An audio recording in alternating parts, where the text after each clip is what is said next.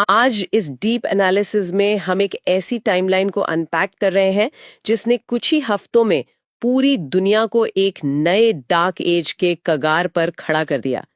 हम बात कर रहे हैं 2026 के ईरान कॉन्फ्लिक्ट की। हाँ, और हमारा मिशन आज यही है कि हम समझे कि कैसे फरवरी 2026 में शुरू हुआ एक छोटा सा कॉन्फ्रंटेशन इतनी जल्दी एक ग्लोबल एनर्जी क्राइसिस बन गया। सही कहा।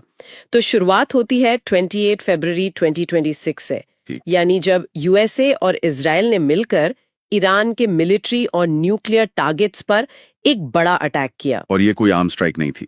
इस ऑपरेशन में ईरान के सुप्रीम लीडर अली खामेनी की मौत हो गई थी। यहाँ से वॉर ऑफिशियली शुरू हो गया। एग्जैक्टली। मैं तो इसको ऐसे देखती हूँ कि ये बिल्कुल वैसा था जैसे सालों से जमा बारूद के ढेर पर किसी ने एक चिंगारी गिरा दी हो जिसने पूरे मिडल ईस्ट को आग में झोंक दिया। बिल्कुल। और देखिए, इस चिंगारी का असर सिर्फ 2 देशों तक सीमित नहीं रहा। खमेनी की मौत एक बड़ा ट्रिगर पॉइंट थी।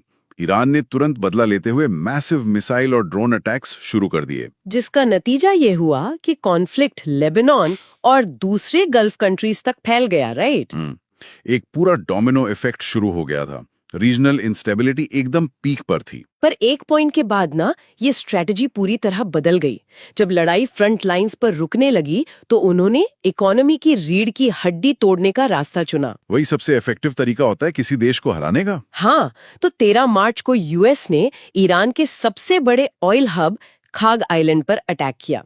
वहां उन्होंने करीब 90 से ज्यादा टारगेट्स तबाह कर दिए। वेट, 90 टारगेट्स एक ही आइलैंड पर? हाँ, और उसके ठीक 5 दिन बाद यानी 18 मार्च को इजराइल ने दुनिया के सबसे बड़े natural gas field South Pars पर स्ट्राइक कर दिया, जिससे ईरान का 12% गैस प्रोडक्शन एक झटके में रुक गया। ये तो सीधे तौर पर उनके रेवेन्यू और पावर जनरेशन को काटने वाली बात हो गई।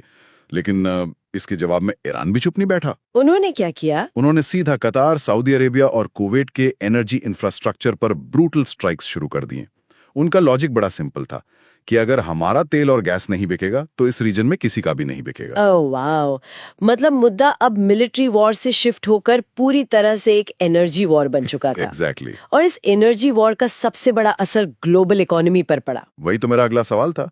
अगर लड़ाई मिडिल ईस्ट में हो रही है तो दुनिया भर का आम इंसान इसका बोझ क्यों महसूस करेगा? क्योंकि ऑयल प्राइसेस अचानक से $119 पर बैरल पर पहुंच गए थे। ग्लोबल स्टॉक मार्केट्स क्रैश होने लगे थे।